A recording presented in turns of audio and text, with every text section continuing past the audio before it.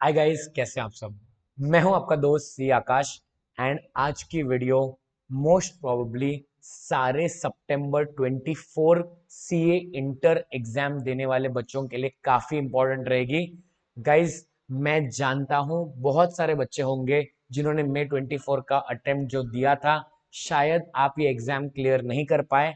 लेकिन टेंशन मत लो, मैं आज आपका आपका साथ देने आ गया हूं गाइस। मैं जानता हूं क्या फील होता है when you don't pass an exam.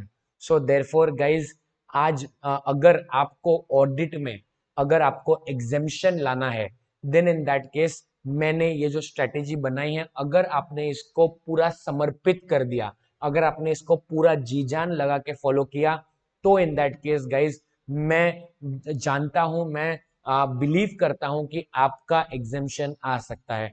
But इस वीडियो को ध्यान से सुनिएगा, इस वीडियो में आपको बहुत सारे इंसाइट्स मिलने वाले हैं। चलिए शुरू करते हैं गाइज।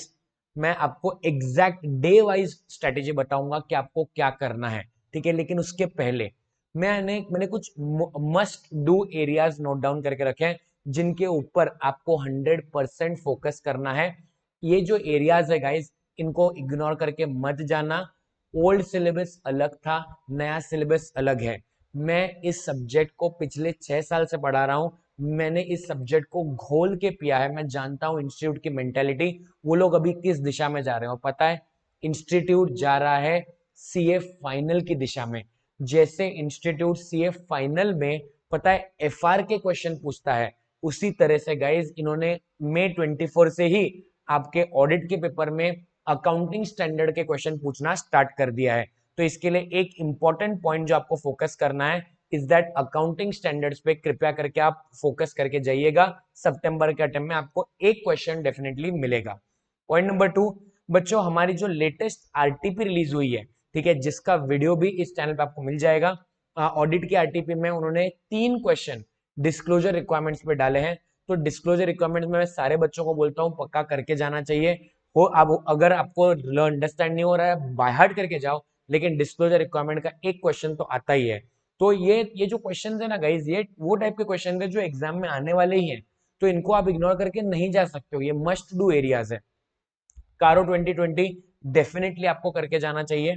एंड साथ साथ में बच्चों, अगर आपने मई 24 का पेपर अगर बहुत अच्छे से एनालाइज किया होगा, तो आप नोटिस करोगे chapter 3 internal controls, chapter number 9 that is audit of various entities, and chapter number 10 audit of banks, इनकी आस्किंग काफी कम रही है बच्चों मई 24 के अटेम्प्ट में।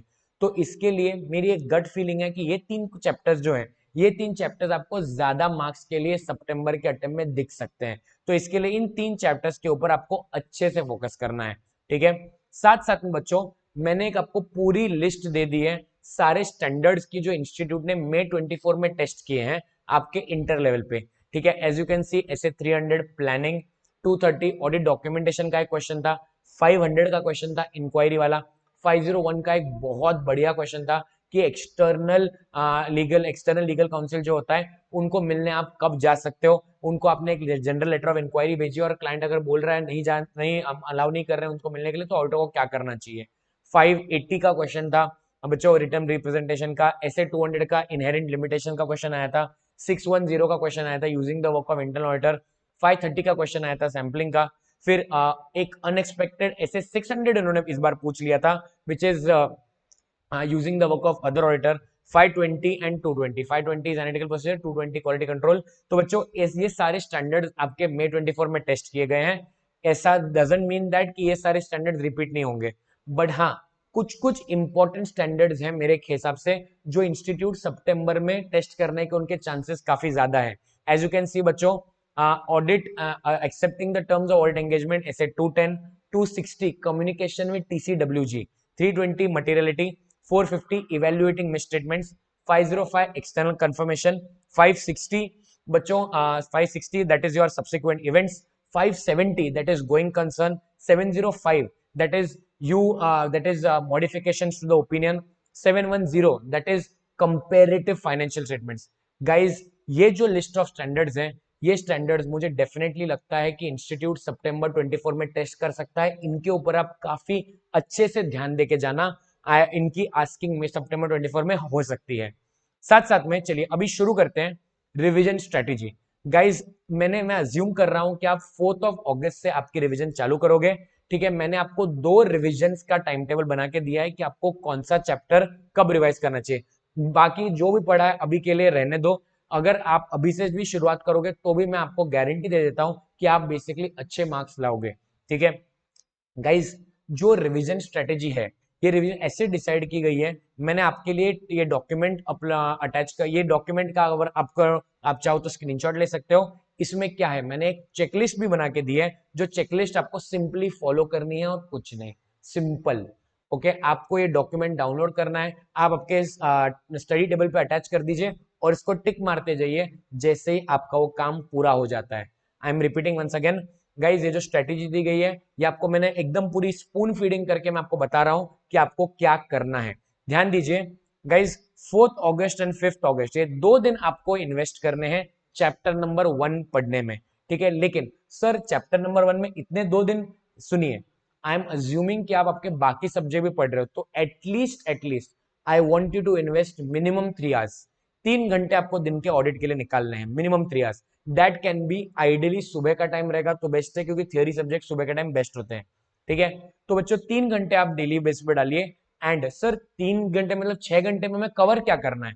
आपको कवर करना है बच्चों स्टडी मटेरियल। मैं मेरे क्लासेस में तो एक क्वेश्चन आंसर की अलग से बुक देता हूं, अगर आपके पास वो बुक है तो ठीक है, नहीं है तो कृपया करके कोई स्कैनर लीजिए, वो स्कैनर से आप पढ़ने की ट्राई कीजिए, उसमें क्वेश्चंस बहुत सारे होंगे। ठीक है, तो स्टडी मटेरियल कवर करो, क्वेश्चन आंसर कवर करो, एमसीक्यू। तो आइडियली फर्स्ट डे जो रहेगा तब स्टडी मटेरियल कवर कीजिए, अगले दिन पे क्वेश्चन आंसर्स की बुक एंड एमसीक्यू की बुक कवर कीजिए, but only of that chapter. और एक खुद से प्रॉमिस करना बच्चों, आप अगले चैप्टर पे तब तक नहीं जाओगे जब तक आपने इन तीनों जगहों पे टिक नहीं मार दिया। ठीक है, आपका बहुत मन होगा कि मैं नया चैप्टर चालू कर देता हूं, बहुत डर लगेगा, लेकिन प्लीज कृपया करके ये इस प्रोसेस को ट्रस्ट कीजिए, आप ब्लाइंड फेथ दिखाइए, आपको रिजल्ट मिल जाएगा। ठीक है, 6 तारीख और 7 तारीख को guys you have to do chapter number 11 agreeing to the terms. 8 तारीख 8 चैप्टर नंबर 6 बहुत छोटा चैप्टर है, इसलिए मैंने उसको एक ही दिन दिया है।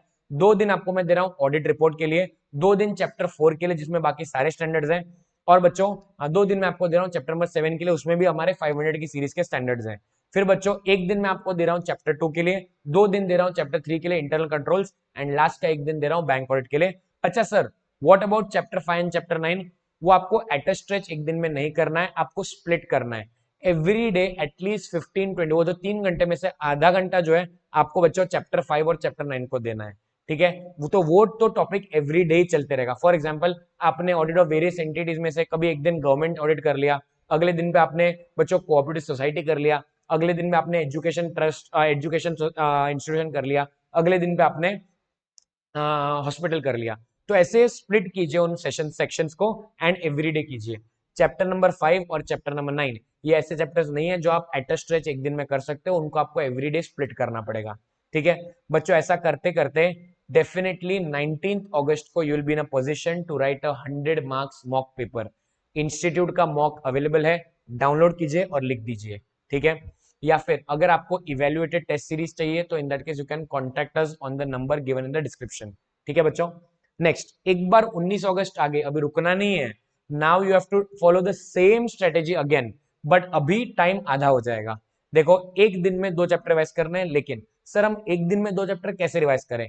यहाँ पे मैंने फोकस किया है ओनली एलडीआर, देख रहे हो यहाँ पे एलडीआर, लास्ट डे रिविजन जो होते हैं ना, मतलब आप जब ये पढ़ाई करते वक्त आप मार्क करके रखिए, अगर आपने जहां से क्लासेस ली होंगी वहां पे ऑलरेडी मार्किंग दी होगी कि which are the most important questions, तो वो क्वेश्चन या फिर आपके क्वेश्चन जो गलत चले गए वो मार्क करके रखिए, और ये जो रिवीजन है इसमें आपको वही कवर करना है जो आपका गलत गया है। ठीक है बच्चों, मैंने आपको एक्जैक्टली डे वाइज बता दिया, 20th को क्या करना है, 21st को क्या करना है, 23rd को क्या करना है। ऐसे करते करते अगले 7 दिनों में आपकी दूसरी रिवीजन हो जाएगी, ताकि 26 अगस्त को आप दूसरा मॉक टेस्ट लिख पाओ। ठीक है, and same point chapter 5 and chapter 9 तो डेली बेस पे चलता रहेगा।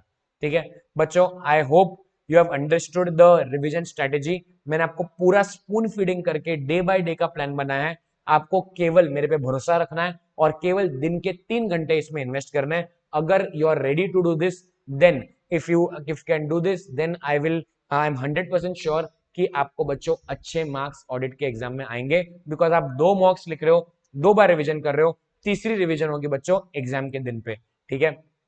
So therefore, guys, I hope you have understood this entire revisionary strategy.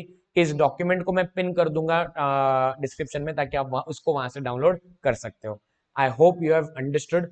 कोई भी अगर डाउट रहेगा तो प्लीज मुझे कमेंट सेक्शन में बताइए, और ऐसे कौन से आपको रिविजनरी वीडियोस चाहिए फॉर ऑडिट वो भी बताओ, so that I can come up with those videos as soon as possible. Thank you so much guys, good night, take care, bye bye, all the best.